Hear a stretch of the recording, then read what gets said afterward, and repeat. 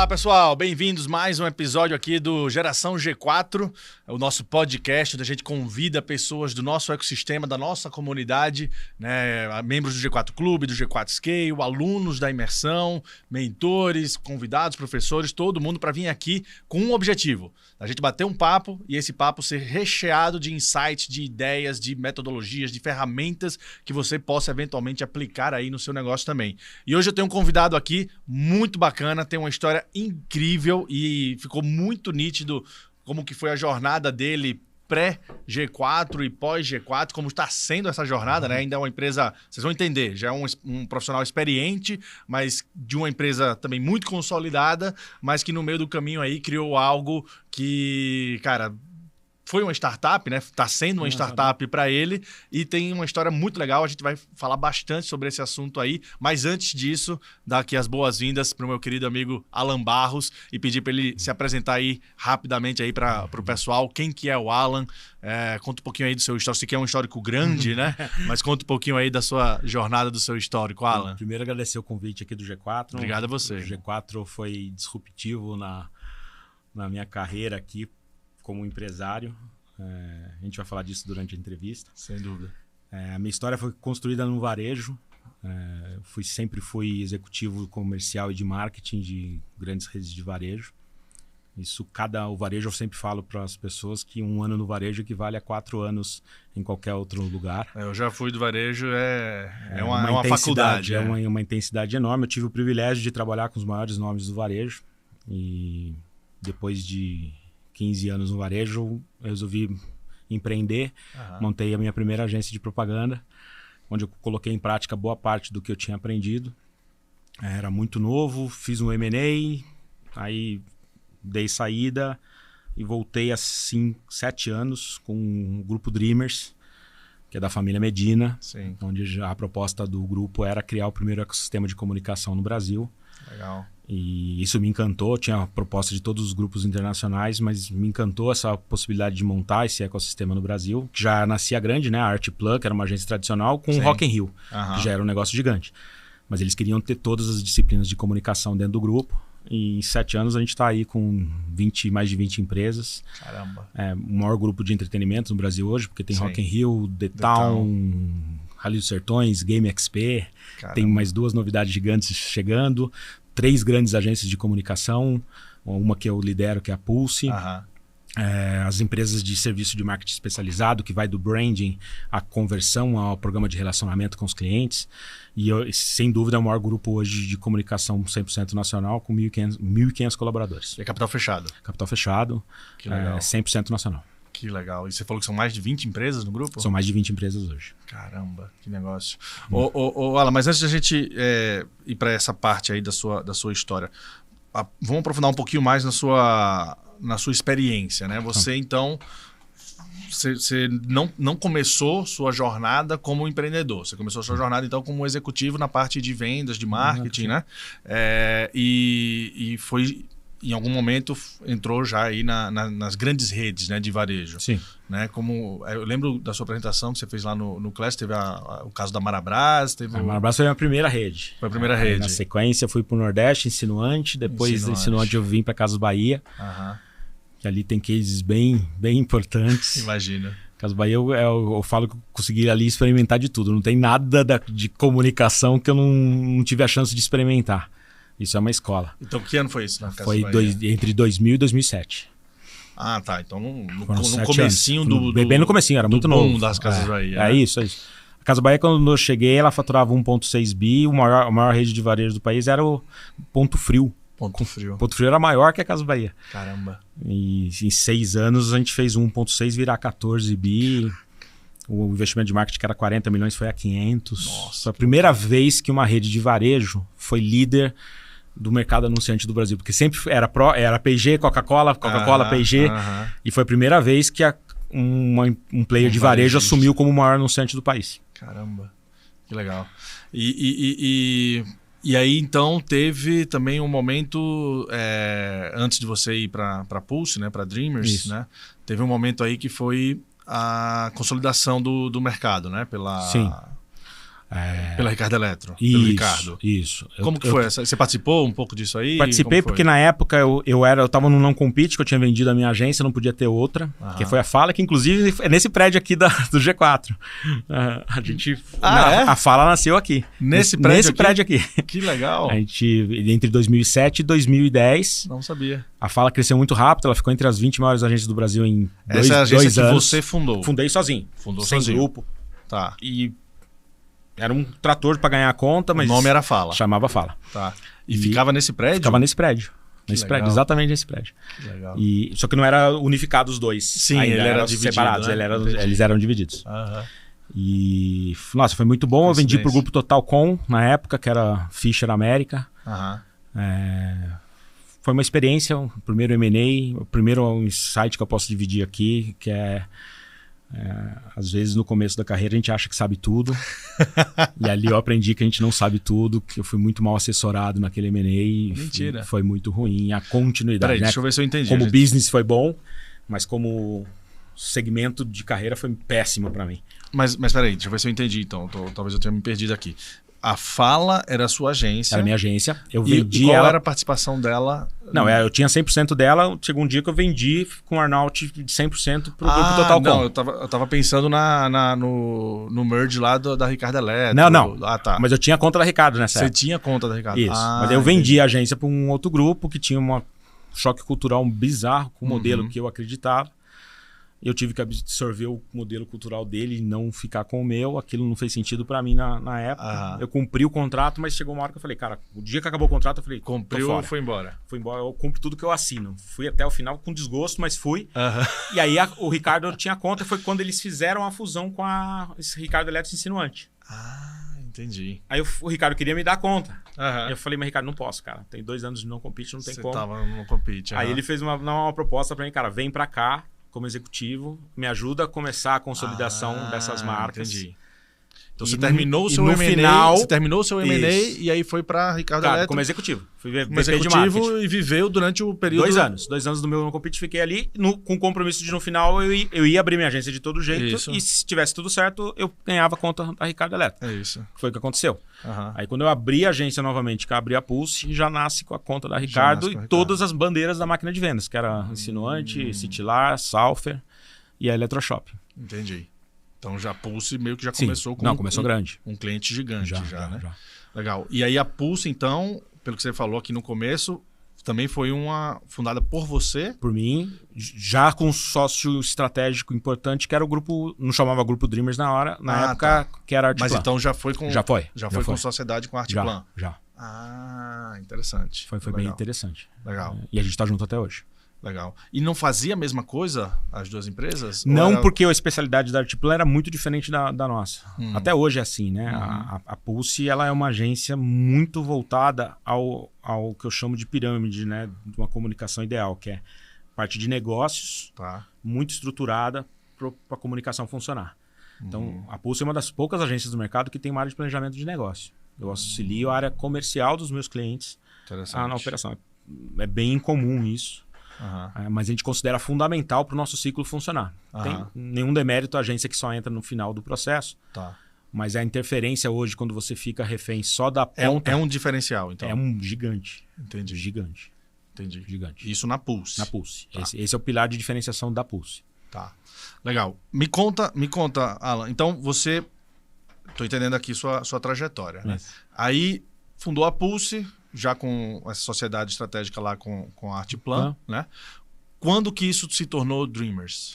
O Dreamers ele veio, aí é uma iniciativa do grupo, não foi nossa. Um pouquinho antes da pandemia, a gente tinha um conflito, porque a gente chamava Grupo Artplan. Só que a Artplan também era uma agência. Então chegavam em alguns clientes, tinha um conflito. E aí a gente fez um trabalho de branding interno sensacional. E o nome do grupo vem da essência do Roberto Medina, que ele é o sonho. Né? O Rock in Rio ele só colocou de pé porque ele sonhou muito alto. Então, dali, dessa cultura interna nossa, nasceu o nome Dreamers. A gente fala que individualmente as empresas do grupo são únicas, e são mesmo, porque cada uma tem um diferencial muito forte, e juntos nós somos mágica. Porque quando junta a expertise da Pulse com a expertise do Rock in Rio, do pessoal de produção do cômodo, junta com a parte de games nossa hoje, que é poderosíssima, é mágica. Então a gente se define dessa forma. E essas empresas, elas fazem muito negócio muito, entre si? Muito. Esse é o grande diferencial do nosso grupo, porque a gente não se considera em nenhum momento concorrentes. Entendi. Nenhum momento. Então, às vezes, um cliente da Artplan, de varejo, tem uma necessidade específica que o nosso skill da Pulse pode colaborar, eu estou lá ajudando. E vice-versa. Entendi. Legal. Bacana. E Alan, aí, então, nesse momento, quando que foi essa transformação aí? 2021. Então é super recente. É super recente. A Dreamers, a Dreamers... Existe como nome 2021. Nome... Como grupo desde 2017. Sim, beleza. Mas o nome Dreamers surgiu em 2021. Isso. É bem recente. Cara, na minha cabeça era mais antigo. E me conta, Alan, então 2021, né, essa estrutura, Dreamers, já mais consolidada. E aí, o que aconteceu que veio, não sei se foi da sua cabeça, mas o que aconteceu que surgiu o Acelera Aí? Né? Foi uma demanda do cliente? Foi um insight de vocês? Foi o que foi? Foi um insight nosso. E quando que foi que surgiu? Foi 2019. 2019? O Acelera Aí 19. Então é antes ao nome Dreamers. Antes, bem antes. O Acelera Aí nasceu como um produto da Pulse. A essência dele era ser um produto. A gente estava enxergando no mercado um movimento que a cauda longa, os pequenos e médios negócios, estavam crescendo em quantidade, em volume de investidores de mídia. Sim. A transformação digital já estava começando. Isso.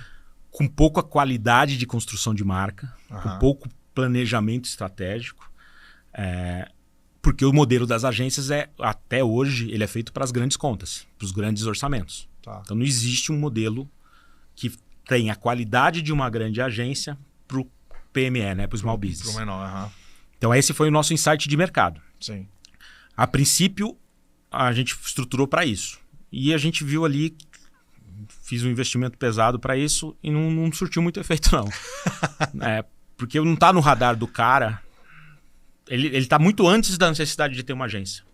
Por mais que eu tivesse automatizado o processo. Só para esclarecer, pessoal, de quem que a gente está falando? Falando das empresas que investem aí em torno de entre 100 e 1,5 milhão ano de mídia, no total, de impulsionamento. No total. Então, um cara de 100 mil ano é um cara de 10 mil reais por mês. Tem muito. Por isso que o Google e Meta cresceram tanto. Exato. Mas é um mercado invisível para as agências de propaganda. Sim. Totalmente invisível. E aí, no meio desse processo, eu tive um insight que vem da minha história de varejo. Lá na Marabras, quando eu tinha só 3 lojinhas, eu tinha essa mesma dificuldade. Era uma operação muito pequena, com 3 lojas, na Vila Nova Cachoeirinha, periferia de São Paulo. Um dia eu falei, cara, eu quero fazer algo muito diferente. Que eu concorro aqui com MAP, Mesbla, que eram as marcas fortes da época. E eu fui tentar contratar uma grande referência da televisão. Meu dinheiro era muito pequeno. E eu consegui, na época, contratar o Pedro de Lara. Que era um vilão Era um programa de maior audiência do domingo, que era o Show de Calouros. O Show de Calouros, exato. Mas ele era o vilão. Por isso que ele era barato. Porque ele era o antagonista da história. Mas aquilo mudou a história da arrancada da marca, porque cada inauguração que fazia com o Pedro eram 4 mil pessoas na porta da loja. E ele era bem mais em conta do que o... Totalmente, porque ninguém queria fazer propaganda com vilão. Mas era o que o meu bolso permitia fazer. E tudo que você fez foi ter a coragem de pegar o cara. É isso. Pra uma narrativa que chamasse a atenção. E só que aquilo foi um boom pra marca. Depois daquilo que hoje eu fiz o contrato do Zezé de Camargo e Luciano com a Marabras, tá até hoje, cara. 25 anos de contrato com os caras. E eu puxei isso pra minha realidade. Falei que esse meu projeto tem um erro. Porque eu preciso primeiro fazer com que esse PME tenha necessidade de uma comunicação mais estratégica. Certo. E o que pode alavancar ele é eu viabilizar uma grande estrela, uma grande celebridade agora. O que ninguém nunca tinha feito no mundo. Tá? Nunca. No mundo. Como é que eu viabilizo Você não uma achou grande... nada parecido o mundo inteiro, mundo. ninguém fez. Eu falei, tem uma coisa aqui. Vou tentar quebrar pedra, vou tentar fazer com que uma grande celebridade que custa 1 milhão, 2 milhões, faça propaganda para um cara que só tem 10 mil reais de verba de propaganda. Então, agora vamos contextualizar o pessoal, porque a gente entrou no assunto, eu conheço, obviamente, então ficou fácil de entender, mas talvez o pessoal não entenda. O que é o Acelera Aí? Explica pro pessoal. Cara, para aquelas conversas que você tem que explicar no caminho pro corredor, no elevador, o Acelera Aí é o Netflix da publicidade. Legal. Onde eu pré-produzo temporadas de campanhas com uns nomes gigantescos. Sim. Hoje são 27 grandes nomes. Os maiores nomes da TV brasileira estão ali com a gente. Começou só com o Rodrigo Faro. Com o Faro. Isso, que é sócio, inclusive, do projeto. Ah, que legal.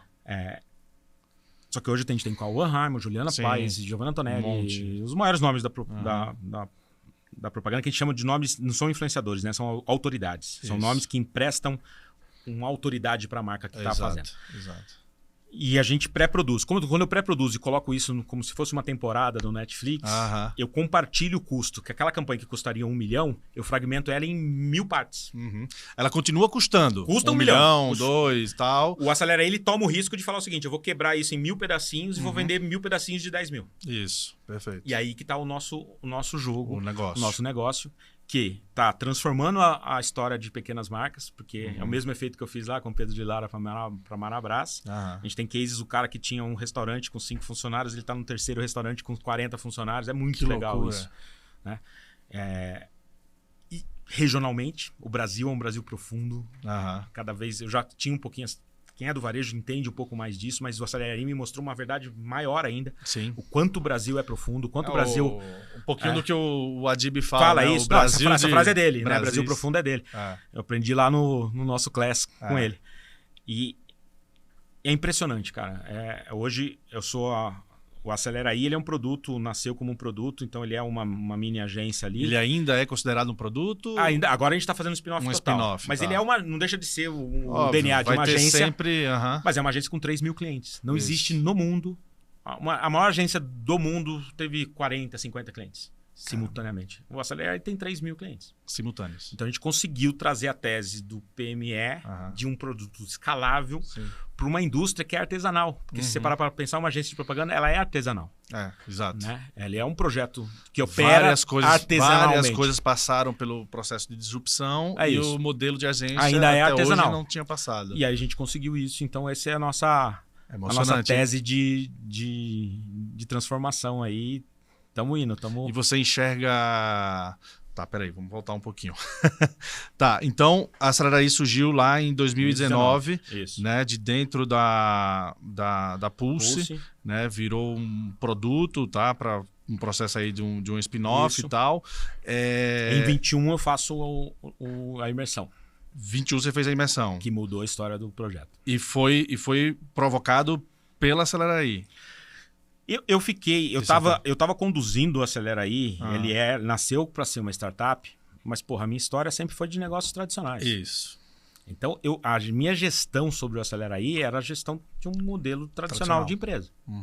E eu comecei a sentir que isso não ia dar certo. Sufocando o negócio. Eu estava limitando, era uma âncora que estava segurando o Acelera. Aí eu comecei a buscar informação. Rapidamente cheguei em vocês, né? Cheguei no G4, fiquei muito curioso. Aí problema de agenda pra caralho, né? Empresário hoje no Brasil tem que fazer... É foda. Enrolei uns 4 meses pra conseguir fazer a imersão. Mas aquele ponto... Olha aí, fica a dica aí pra quem tá enrolando. Eu perdi 4 meses. Porque foi um ponto super decisivo. Legal. A imersão ali, além do conteúdo que você pega ali no dia, ela te inspira muita coisa, né? Sim. Aliás, ela mais inspira do que... Mas você sai de lá sabendo exatamente quais as alavancas que eu tenho que apertar. Eu tive certeza das alavancas que eu tinha que apertar. E aí eu me aprofundei no assunto das alavancas. Na sequência, fui aceito aí no clube. Apliquei pro clube e vocês aceitaram muito ter legal. Um jogador de pôquer lá no clube. Facilitou, isso aí facilitou. E, cara, sendo bem sincero, as 5 principais coisas que a gente fez que mudou a história da Acelera aí foram insights que eu tive naquele dia da imersão. Que legal. Então, na sequência, eu fiz o Liderança, eu fui da primeira turma do Liderança. Sim, você foi da primeira turma, Primeira turma do Liderança, que também me deu mais alguns fundamentos importantes. E, cara, a troca que a gente tem no clube, eu sei que é um produto mais um pouco mais fechado, mas é espetacular. Para mim, que eu precisava respirar um pouco a conversa das startups, desse tipo de empresa. Eu sempre fui do negócio tradicional. E a troca com os integrantes do clube ali, cara... Mesmo sendo muitos deles de mercados tradicionais. Mesmo sendo. Só que eles estão com o mesmo mindset que você tá. Não, às vezes ele tá com a mesma dor que eu tô. A mesma dor. Só que 2 conversando sobre a mesma dor, a solução chega mais rápido. E é isso que... Esse ecossistema de vocês, cara, eu falo abertamente, não é a primeira vez que eu tô falando. mudou a história do Acelera Aí. Que legal. E fala então um pouquinho mais do quais foram esses insights? O que foi que você acabou aplicando um pouco lá, que deu algum diferencial? O primeiro é o modelo de gestão de hierarquia, né? Tem um negócio muito mais horizontal. Legal. Do que um negócio, uma pirâmide que tem... Que no mundo da agência é muito comum isso ainda, né? Muito comum. Presidente, vice-presidente, diretores, não sei o que lá, não sei o que lá. A Pulse, ela tem 5 níveis. O Acelera Aí, então, são 2. Legal, bacana. Execução. Essa foi a primeira. Execução a na velocidade veia, né? disso foi bizarra. A questão de gestão de cultura, nunca esqueço a mentoria ali do Wang, dividindo o case do Nubank com a gente. Sim. Ele me deu alguns insights ali que eu trouxe pro negócio, que é fortíssimo, fortíssimo. Que é aquela coisa mais enxuta, mais rápida, né? Decisão simples, rápida, mas engajamento alto, autonomia, mas compromisso com o engajamento do projeto, com o propósito do negócio. Foi fantástico. Legal. A parte ali mais pragmática do Nardon, de entender de onde está vindo a receita, de onde o modelo de growth. Eu brinco, cara, que eu brinco não, né? Eu falo que a empresa, né, a agência, o marketing, que entender a mentalidade e algumas das ferramentas, né, que o Nardon traz lá na aula dele, o cara já vai estar automaticamente em outro patamar. Isso. Mas foi o que aconteceu com a gente, porque a gente é uma máquina de venda, né? O DNA de varejo é muito bom para vender. Isso. Só que tem num modelo escalável, né? Que você quer buscar escala, a venda começa no growth aqui. Isso. Como você prepara o teu produto para ele estar escalável. Perfeito. Se você não prepara, eu tinha um negócio que eu vendia bem, que virava um gargalo no processo, porque o processo era de uma agência dos anos 90. Não tinha pensado um processo escalável. Quando eu revi o negócio, eu praticamente joguei fora o que eu estava fazendo, recomecei com a mentalidade de ser growth no processo. Então o produto já existia. Já existia. Era o mesmo. Era o mesmo. O que mudou muito foi o processo. A gestão e o processo. Do processo. O processo mudou 100%. Entendi. Aí aí sim eu transformei uma ideia poderosa em um projeto escalável. Que legal. E esse insight saiu ali da mentoria. O Alfredo foi incrível. O Alfredo é conselheiro nosso hoje lá. Os insights dele também na parte mais focada em como estruturar bem um squad de vendas. Esse modelo de gestão de startup que é muito real time, né? Que na publicidade não existe isso. Exato. Também adquiri ali, a gente conseguiu. Acho que tem uma vantagem, né? Eu também brinco, né? A gente é uma startup, mas com cabelo branco. Exato. Então é o seguinte, com uma das coisas que mais é escassa, mais falta no mercado de startup mesmo, né? Então, que é aquela experiência. Que acho que é a química que foi o aprendizado com o G4, mais a minha experiência de gestão e comercial. Acho que isso encaixou muito bem. Aí vamos entender então um pouco melhor sobre o Acelera Aí. Começou lá como um produto, né? E aí você foi desenvolvendo ele como produto, pelo que eu estou entendendo, uns 2 anos. Isso. Imagino, no meio da pandemia. Então imagino que ele tenha patinado um pouquinho. Sim. Né? E aí depois você conseguiu destravar tirar essas travas, né, que tinham no produto, na sua mentalidade, na mentalidade do time. E aí o negócio começou a entrar no eixo. Isso. Né? Dentro dessa estrutura do Acelera Aí, tem como que funciona? Tem um líder, tem um CEO, tem eu tava até o ano passado eu acumulava a função de CEO da Pulse e do Acelera Aí. O Acelera Aí ganhou tamanha importância que eu tô ficando 100% com o Acelera Aí. Mesmo? E tô estruturando a sucessão na Pulse. Caramba! Até março a Pulse ganhou. Eu pensava que ia ser o contrário. Eu pensava que você ia, agora alguém... Não, ele tá crescendo tanto. E ele tá muito na minha cabeça ainda, né? Entendi. É difícil passar isso para alguém nesse momento. Que legal. Então tô super focado pela possibilidade de escalar mesmo, de ser um negócio muito grande. Então a gente tá fazendo exatamente nesse momento, a gente tá estruturando. O Acelera Aí vai ter um conselho, a Pulse não precisa de ter um conselho, o Acelera Aí precisa. Então tô trazendo nomes importantes. E é um conselho diferente, né? Completamente diferente.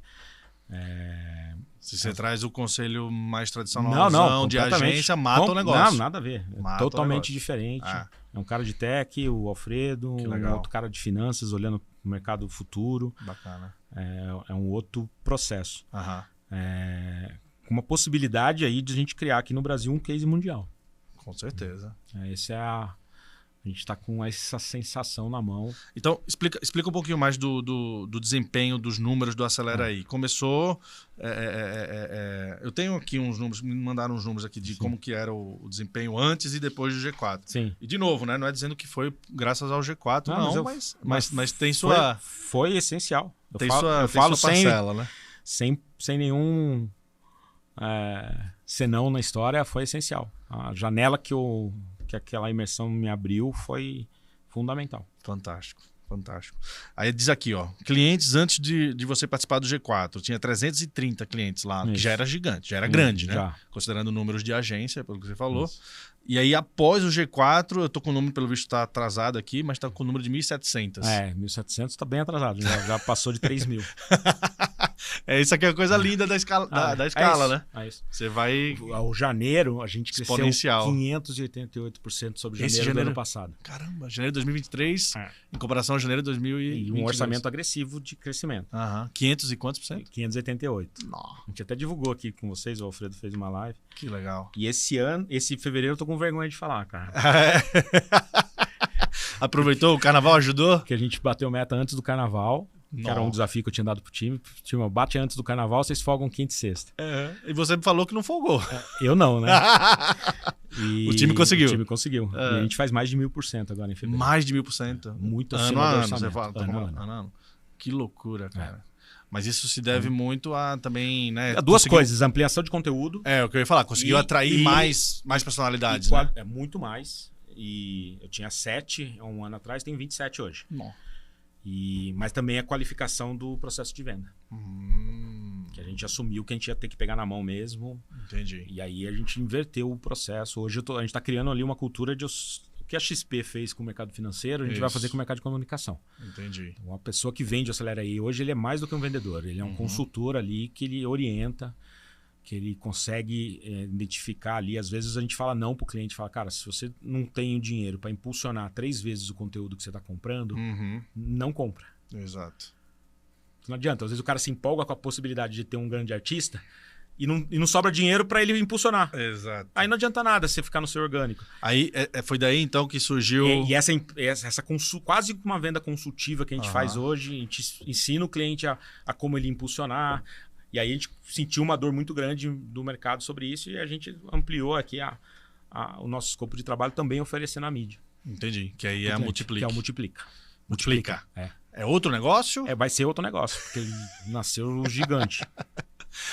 Não... É aquela história da dor que vocês falam muito na imersão. Você demorou um pouquinho para começar a empreender, mas também depois que começou, não para mais, né? Mas é aquela história, né? Se tem uma dor latente, que o cliente está sofrendo com essa dor, e você tem um produto para resolver essa dor, você entende? Que é isso. A gente não quis criar o Multiplica. O Multiplica apareceu na minha frente com a dor dos clientes do Acelera aí. É o tipo aquela velho ditado, sei lá, não lembro quem foi que falou, então vou falar que foi de Confúcio mesmo, né? Que a sorte é quando o preparo se encontra com a oportunidade, né? A oportunidade passou na frente, você estava preparado.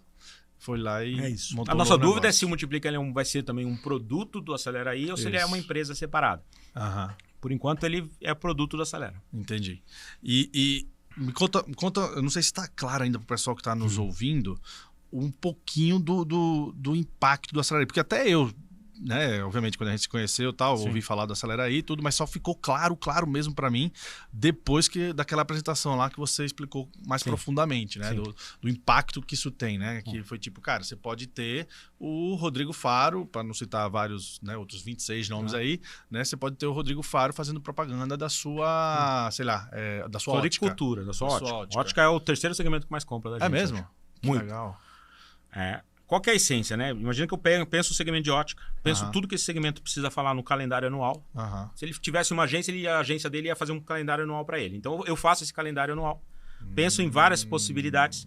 Quando eu vou para estúdio... Calendário, você fala... tipo as assim, ações. Carnaval, essas Páscoa, são as datas clássicas. Dia dos Namorados. Datas clássicas a gente faz tudo, mas tudo. Eu faço o meio do caminho, né? Porque a dor de um cliente desse é a seguinte, ele chega na terceira semana aqui do mês, ele tá vendo que ele não vai bater meta.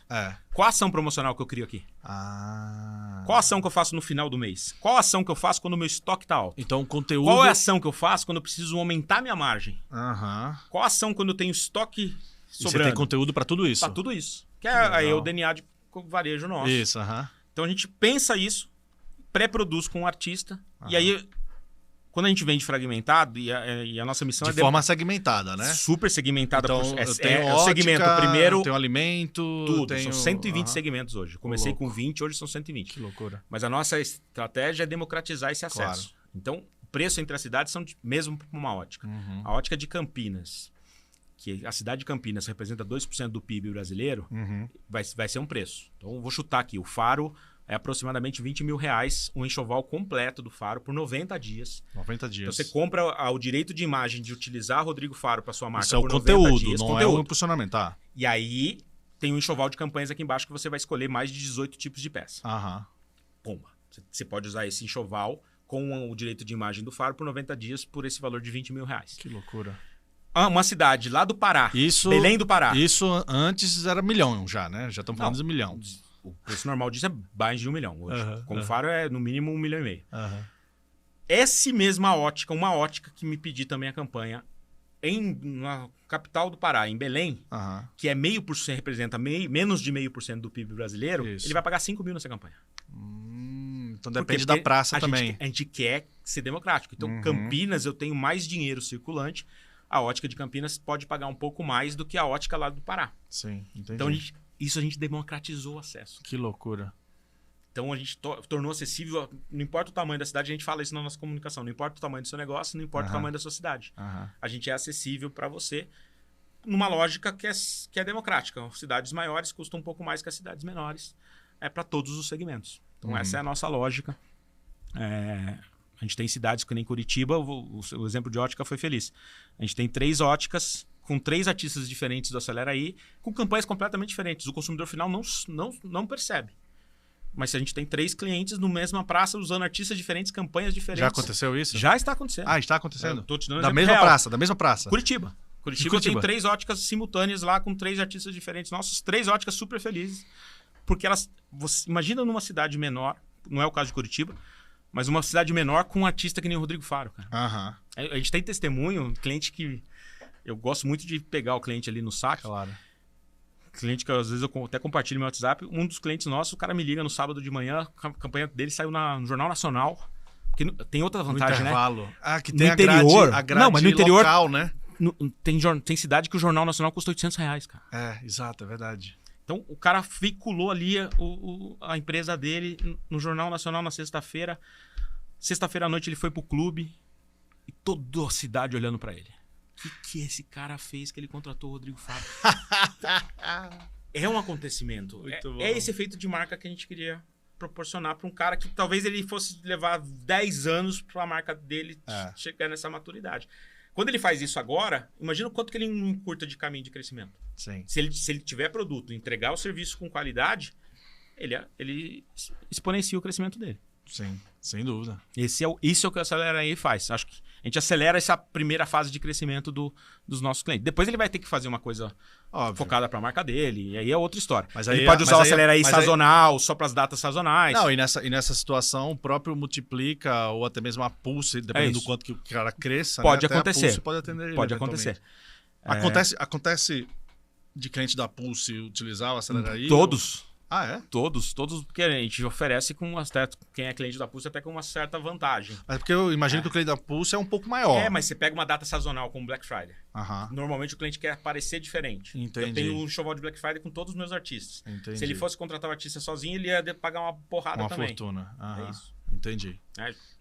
Acho não, posso afirmar. Então virou um ecossistema, né? É um mini ecossistema nosso dentro do grupo, que já é um ecossistema maior. E vamos agora falar um pouquinho do grupo, Alan. Como que é trabalhar num grupo do Medina, que tem o Rock in Rio, que agora tem o The Town, tem algum tipo... porque, pelo que você me falou, são bem independentes, né? Mas tem algum tipo de dificuldade, de tipo recurso? Tem mais recurso para aqui? Compartilha recurso? O que o grupo é imbatível para mim hoje? Não tem porta fechada. A porta que eu pedi para abrir, o grupo me abre. Então, isso é um asset muito legal, muito forte do grupo. Sim. E no dia a dia nosso, a gente tem uma das empresas do grupo, que chama Soma, é a empresa que tira de cada sócio, de cada negócio, tudo que não faz sentido com o core do negócio. Então, a Soma hoje ela faz o RH, faz a contabilidade, faz o financeiro.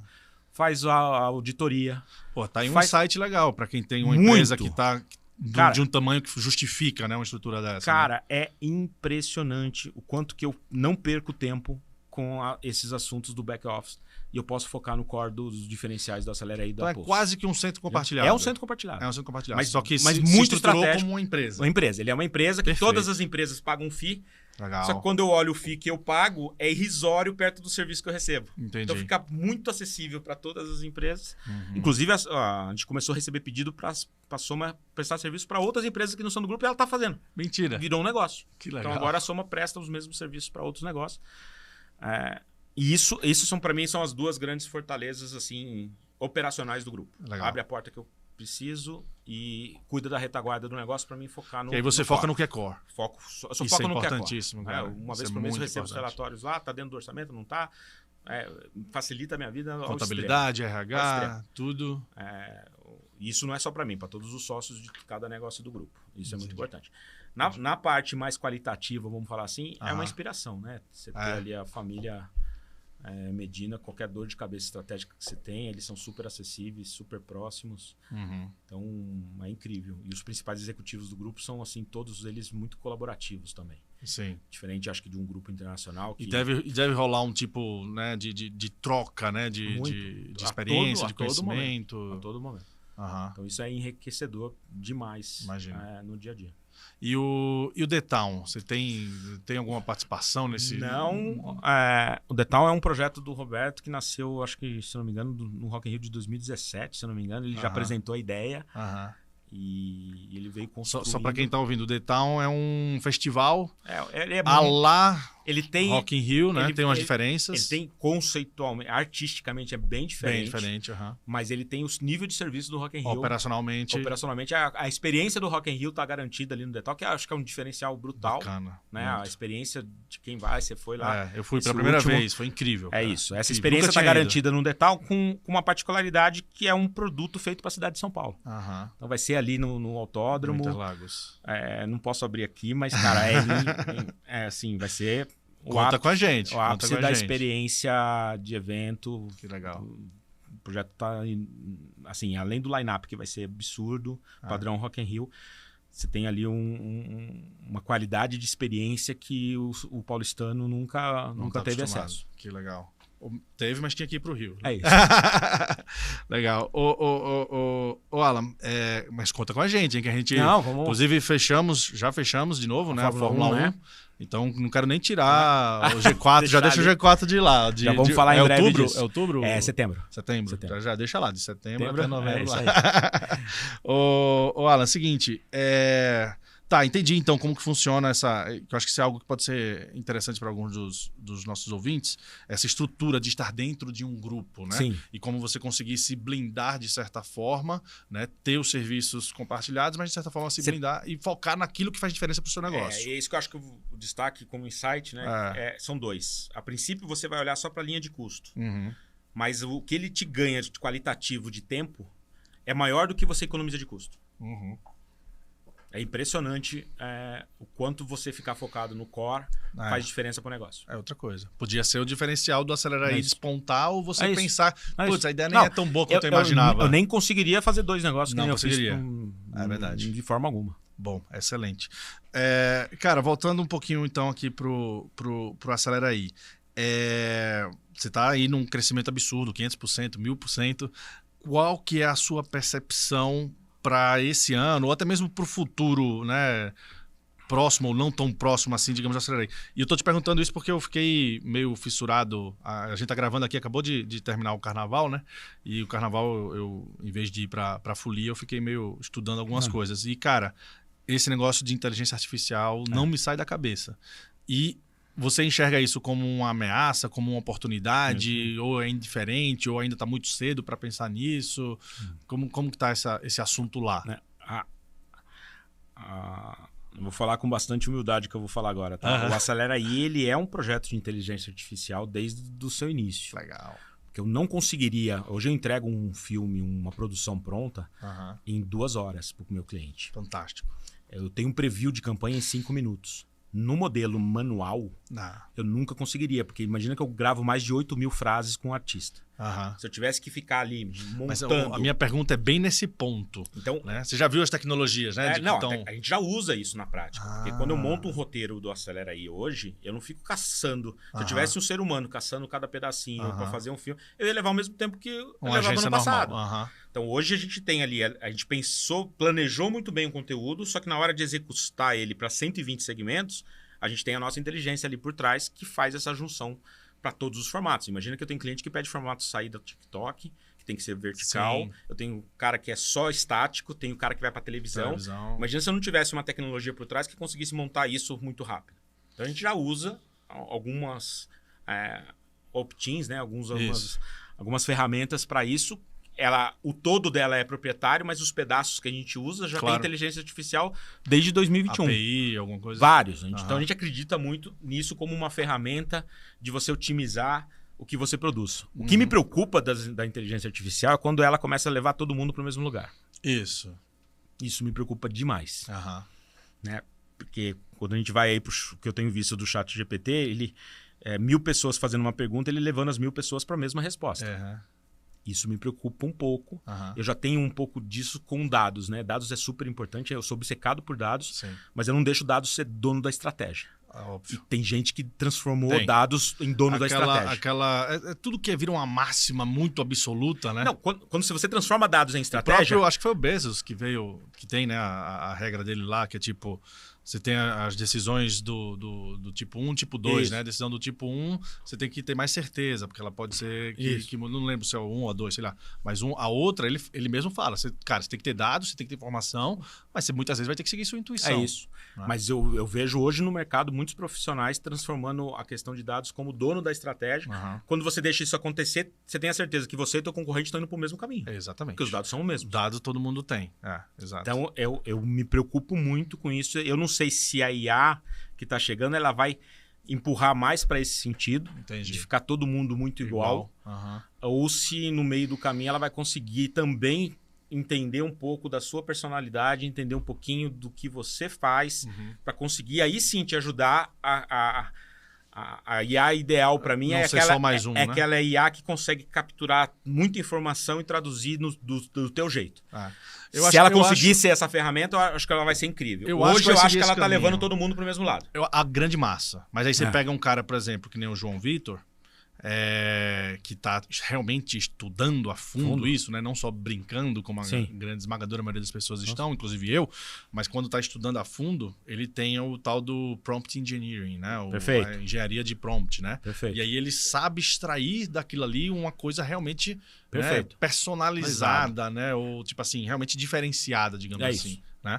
E eu acho que nesse ponto pode ser um bom aliado para vocês. Demais. Né? Demais. Conseguir produzir conteúdos no meio dessa transição, né? Sim. Não, vai surgir um monte de... E pode ter certeza, tá? Como aconteceu comigo no G4, como aconteceu comigo na toda a minha vida empreendedora, vai surgir uns copycats aí, se é que não já surgiu. É isso. Mas é irreversível. Sim, total. O empresário, eu falo com propriedade. Hoje eu faço por obrigação. Eu espero que daqui uns 6 meses eu faça porque esteja gostando. É isso aí. Mas tem uma dica que eu posso deixar aqui. Você tem que estar fazendo o que você fez, né? Você abdicou no tempo do teu carnaval para estudar o assunto. Exato. E eu tenho feito isso também praticamente diariamente, porque é uma coisa que vai mudar a história. É o que a internet fez lá em 96. Exatamente. Né? Que muita gente não conseguia entender. Eu lembro até hoje, pessoas grandes do mercado falam, isso daí não vai dar em nada. Quem falar que o IA não vai dar em nada vai ficar para trás. É verdade. Até porque não é algo novo, né? Ele está sendo popularizado agora, mas não é algo novo. É isso. Eu já senti na pele na aceleração. Tem muita gente que não entende, que fala, isso está começando a surgir agora. Não, cara, isso já existe há 10 anos. O meu módulo anos. de edição, ele não seria viável para 3.000 clientes sem essa tecnologia. Legal. Interessante. Ô Alan, vamos lá. Me diz, agora vamos falar de um assunto um pouco mais polêmico se bem que esse também é polêmico, né? Mas um pouco mais perto da nossa realidade do brasileiro, principalmente desse mundo de varejo, né? Que é um mundo que você tem toda essa experiência. Cara, Eu soube que você fez um artigo, uma pesquisa, né? um research aí sobre o caso da Americanas de uma perspectiva diferente que o mercado olhou, né? Quando aconteceu lá, né, a situação, a bomba explodiu, todo mundo foi atrás do lado, né, financeiro, contábil, o que é que tem de errado e tal. E, como você me falou, né, ninguém estava olhando muito pro lado do consumidor, né? E você foi lá e fez essa pesquisa. Conta um pouquinho do que você descobriu aí.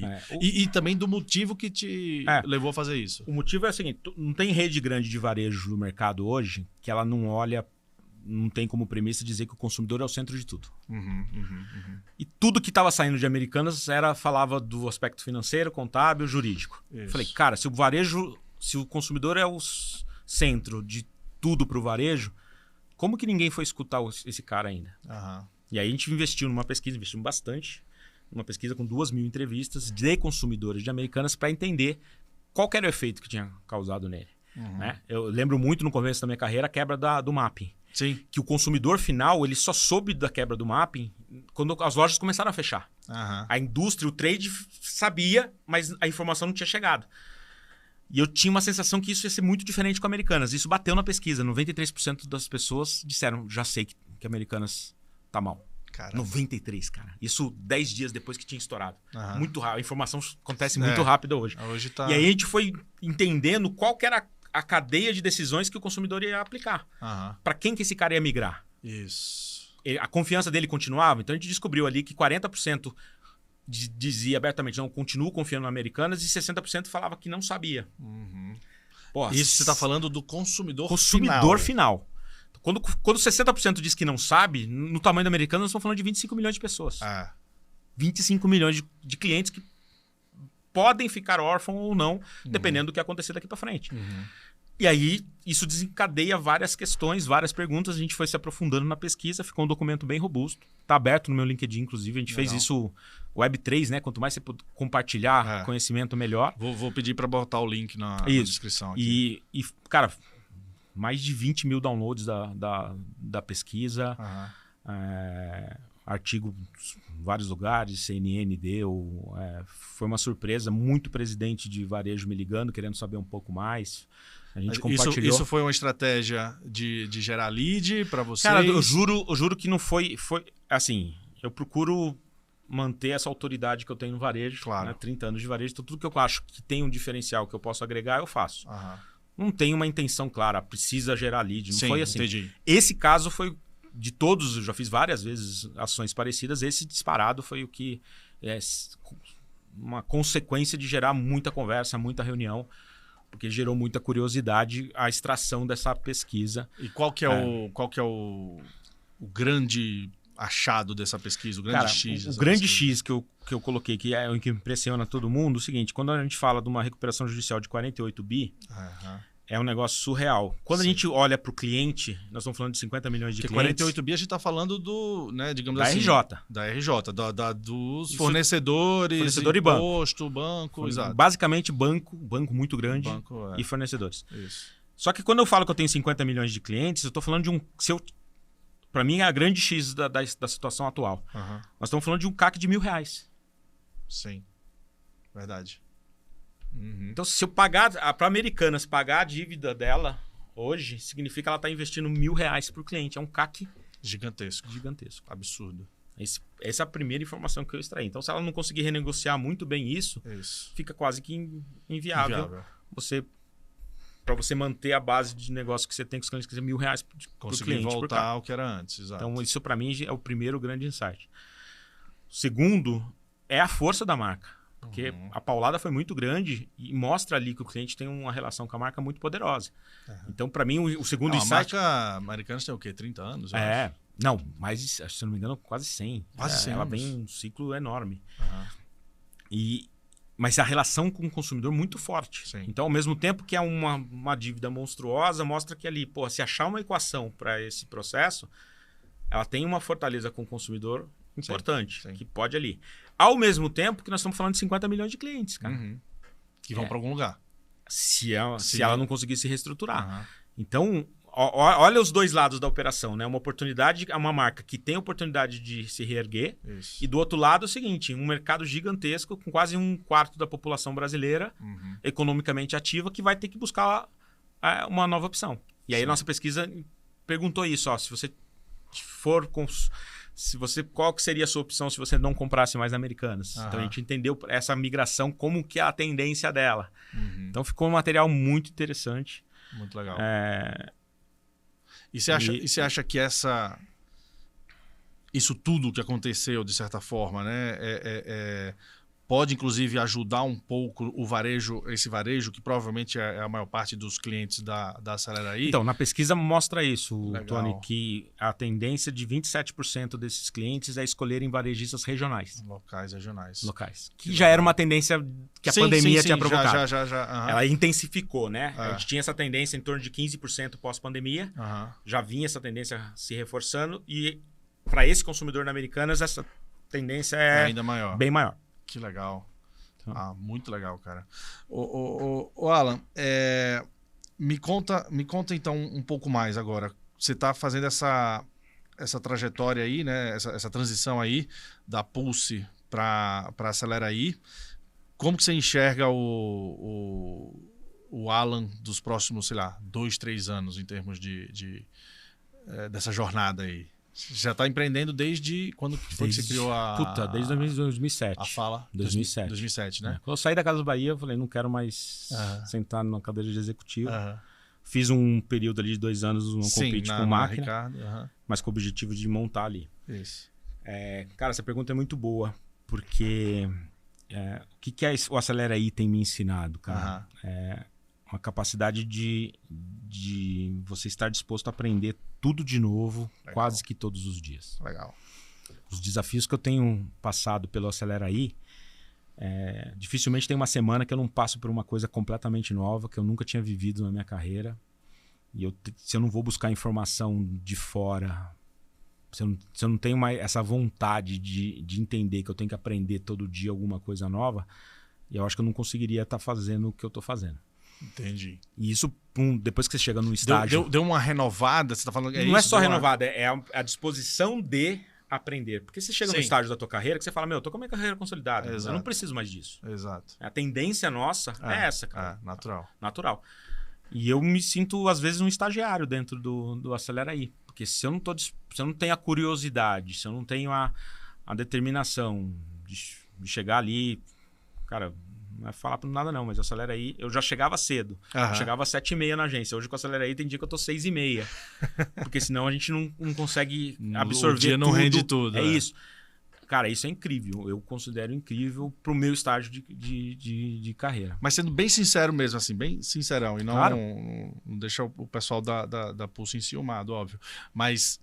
te deu um gás maior? Gigante. Você está começando um novo negócio? Gigante. A Pulse exatamente um modelo de zona de conforto, né? Eu aplico tudo que eu aprendi na minha carreira, entrego um serviço diferenciado para os clientes, com uma qualidade de planejamento comercial que os meus concorrentes não entregam, e eu estou ali na zona de conforto. Beleza. Esse é um projeto. É um desafio, mas você já domina. É isso. O desafio ele é revigorante quando eu mudo... trago um cliente novo de um segmento que eu não tenho, aí a gente revigora. Então, é interessantíssimo. Perfeito. Só que o desafio do Aceleraí é completamente diferente. E essa chance que a gente está tendo... A possibilidade de criar uma disrupção num mercado local e, quem sabe, até global. E acho que uma das coisas que a minha imersão lá tocou o sino na minha cabeça foi entender o movimento da Web3. Sim. Né? E a Web3, uma das coisas que para mim ficou muito clara é a descentralização de quase tudo, né? A gente não está preparado para essa descentralização. A minha indústria, então, muito atrasada. Eu falei, cara... Que é engraçado, né? Porque era a indústria que há 20, 30 anos atrás era considerada, né?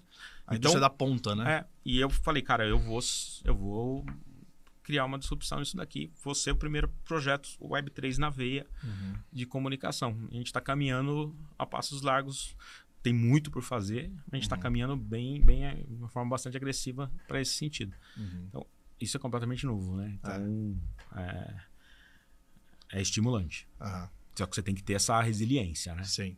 Senão, ainda mais não estou falando de mim, mas uma pessoa que já construiu sua carreira de uma forma sólida, por que eu vou remar tudo de novo? Né? Óbvio que é de você, porra.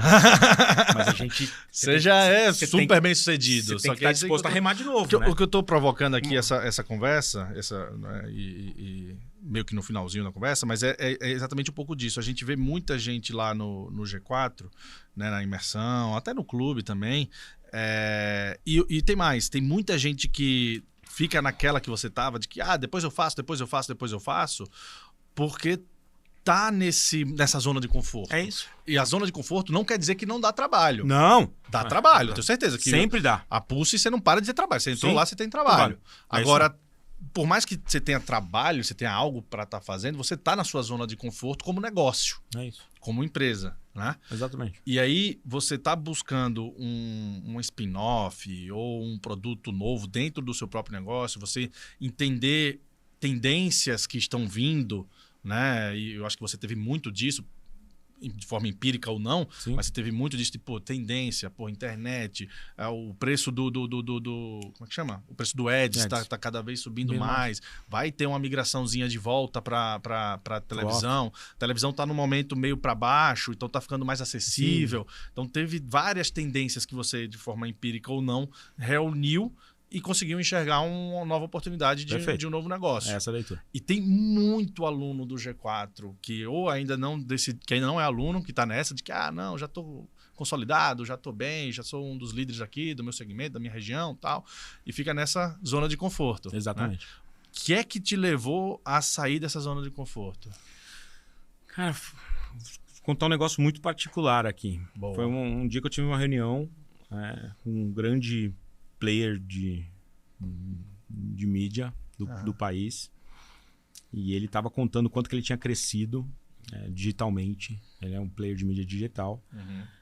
E eu falei, cara, mas não é possível que você já está desse tamanho, você ultrapassou o líder de mercado. Ele falou, passei. Eu falei, cara, quantos clientes você tem? E aí ele me deu um número que era aproximadamente 800 mil CNPJs que eram investidores da plataforma dele. 800? Que loucura. E eu falei, porra. E aí depois eu fui fazer a conversa com o líder de mercado, que era o meu principal player aqui do negócio tradicional da Pulse. Que teoricamente tinha sido ultrapassado por esse outro lado. E eu perguntei, cara, quantos clientes tem ativos? 20 mil. Isso foi um choque para mim. Não. O meu negócio estava no mar com 20 mil peixes e não no mar que tem 700 mil. E isso eu falei, cara... Tava no mar vermelho, né? No oceano vermelho. Todo mundo aqui nesse mar e ninguém aqui nesse mar. Então, esse foi o gatilho. Eu não sabia o que fazer, mas eu tive a certeza nesse dia que eu tinha que fazer algo. Entendi. Isso foi antes do Aceleraí? Foi antes. Foi no final de 2018. Entendi. Desse dia em diante, cara, foi um gatilho na minha cabeça surreal, porque eu não acordei um dia sem pensar, cara. Então, e aí como é que você não achou ainda? O que mudou? Foi isso? Foi você isso. acordar e pensar? Foi isso. Não, era diariamente eu falava, cara, eu não posso não achar uma solução para isso. Eu não posso. Eu acordava com essa missão. Não posso não achar, não posso não achar, não posso não achar. E aí você começa a ficar mais antenado nas tendências, no tudo. que está acontecendo. Aí exatamente isso. No que o seu cliente está falando, exatamente. No que o seu cliente está pedindo. 5 meses depois o Aceleraí nasceu. Que legal. Então esse foi o gatilho. Eu nunca contei isso nesse nível de detalhe para ninguém. Que legal. Mas foi isso. Que legal. Interessante. Demais, cara. Parabéns. Irmão, brigadão por ter participado aqui desse papo. Acho que teve bastante site, bastante coisa legal aí pra galera poder entender. Qualquer ouvinte que quiser tirar qualquer dúvida do que a gente falou aqui, manda um direct lá no meu Insta. Legal. Qual que é o seu Insta? É Alan__Barros. Alan, 2 underlines Barros. Ou entra no do Aceleraí, tá lá sempre o meu lá linkado junto também. Qual que é o do Aceleraí? Aceleraí, só Aceleraí. @Aceleraí. E... Aceleraí não repete o A, né? Não. É um A só. Tá. A gente, sempre que eu faço esses bate-papos, surgem essas coisas e eu adoro trocar. Todo mundo que entra em contato, a gente responde com carinho. Porra, legal. Muito obrigado aí pela participação, cara. Queria oferecer aí para você dar alguma mensagem final, quem está nos assistindo, muita gente que é empreendedor, muito cliente, inclusive, que deve estar ouvindo aqui para você. E eu acho que uma mensagem nesse sentido aí, de como que todo mundo precisa a todo momento, não importa se é pequeno ou se é grande, tá de certa forma pensando. É aquilo que a gente mesmo fala, né, na imersão, né? Você tem que estar criando o produto ou o concorrente que vai matar o seu negócio atual. Exatamente. Né? Eu vou deixar um recado. Eu podia falar aqui do Acelera aí, podia falar de um monte de coisas, do próprio Multiplica, mas eu vou deixar um recado que eu acho que é importante. Legal. Busque conhecimento. A gente está numa era de transformação tão grande. Então, se você buscar conhecimento, naturalmente vai surgir na tua mente caminhos diferentes para o teu negócio hoje. Se você conseguir, e não é porque eu estou aqui hoje não, tá, Tony? É pelo ecossistema todo que a gente viveu. Claro. Cara, venha aqui pro G4. Você fala, mas não tem nada a ver, eu não sou de tecnologia. Cara, se você tiver uma padaria, você vai mudar o jeito que você pensa em produzir pão. Se você tiver uma floricultura, você vai mudar o jeito que você vende flor. Então, assim, se tiver a chance de vir para cá, vem para cá. Se não tiver a chance nesse momento de vir, busque conhecimento. Você vai buscar conhecimento, você vai ver... acho que nunca existiu no mundo, na nossa geração, um momento tão oportuno para quem está a fim de empreender e quem está a fim de fazer diferente. Então, essa chance é única. E não importa a tua idade. Abraça essa chance, é o que eu estou fazendo hoje. Que legal, cara. Bacana. Obrigado. É isso mesmo. O esforço, né? O trabalho, a geração onde somente o esforço, né, era o suficiente para se diferenciar, acabou. Isso não quer dizer que ainda não seja importante. Virou base. Conhecimento com esforço O esforço é base. O diferencial agora é você ter o conhecimento. É isso. Né? Porra, perfeito. Eu concordo. Assina embaixo aí do que você falou, inclusive da parte de vir fazer o G4. Mas, cara, muito obrigado aí pela sua participação. Foi ótimo conhecer um pouco mais aí dessa jornada incrível que você tem, cara. Um cara que começou como executivo, foi ser empreendedor, participou do M&A, entrou num grupo com outros empresários fantásticos e agora está criando uma startup dentro do próprio negócio. É uma jornada realmente assim inspiradora. Obrigadão. Valeu. Pessoal, fica de olho aí, segue a gente lá no @G4 Podcasts, me segue também, @Tony Celestino, não deixa de seguir o Alan lá, o Acelera aí também, segue nossos programas, o G4 Educação, o G4 Clube, G4 Scale, para estar por dentro de tudo que a gente está fazendo, do que a gente está compartilhando com vocês desse conhecimento, como a gente citou aqui agora, e fica de olho aí para o nosso próximo episódio que vai vir aí já em breve, para você poder assistir também. Obrigado aí pela audiência e até a próxima.